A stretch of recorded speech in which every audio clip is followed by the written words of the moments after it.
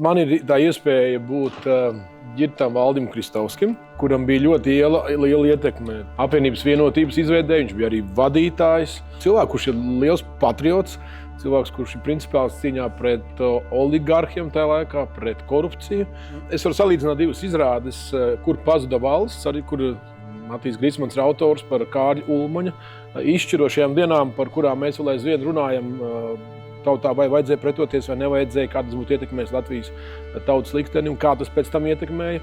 Un salīdzinot šo izrādi rīkojums numur 2, kur, protams, nebija uz kārts 100,000 cilvēku dzīvības, izsūtīšanas un viss cits, bet tomēr kaut kādā veidā tas parādīja arī, ka Zatlerkungam pieņemot šo rīkojumu, ka ir iespēja cīnīties, likumīgā kārtībā cīnīties pret šo korupciju valstī, izdarīt drošus soļus, kas viņam maksāja ne tikai politisko karjeru, es domāju, arī ļoti daudz veselības paņēma.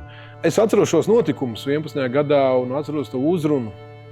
Un man tā profesija brīnišķīga ar to, ka mums ir iespēja preparēt šo situāciju un izanalizēt. Es neesmu liels cilvēks, kurš orientējās politikas gaitiņos, bet kad mums pastāstīja, kā tas notiek. Un mēs paši spēlējam, kā tiek uzmesti cilvēki un cik godīgs ir šīs sarunas un apvienošanās. Tas dod tādu mazu ieskatu un sapratni, kāpēc Latvija tur, kur viņi ir. Un es nesaku, ka mēs dzīvojam ļoti slikti vienkārši. Gribās, lai jau tā politiķiem un saimnes deputātiem tautas interesi būtu pirmajā vietā.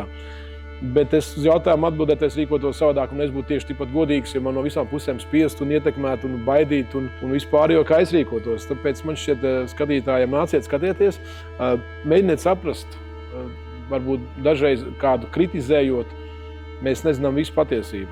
Varbūt cilvēks pieņemot nepopulāru lēmumu, kā mēs tautā sakām, viņš varbūt patiesībā izdara lielu lietu, par kurām mēs sapratīsim un kurus novērtēsim pēc vairākiem gadsimtiem, jo rīkojums bija 2011. Šodien ir 2026. Un man jums jautājums, vai no tiem lieliem oligarhiem kāds ir pazudis? Viņi ir turpat. Pirmizrāde ir jau pavisam drīz aizvien mācīs, iedomājamies 12.06.2026. 12. jūnijas. Dēls teātris, Lielā zāle, rīkojums numur 2. Tev jābūt.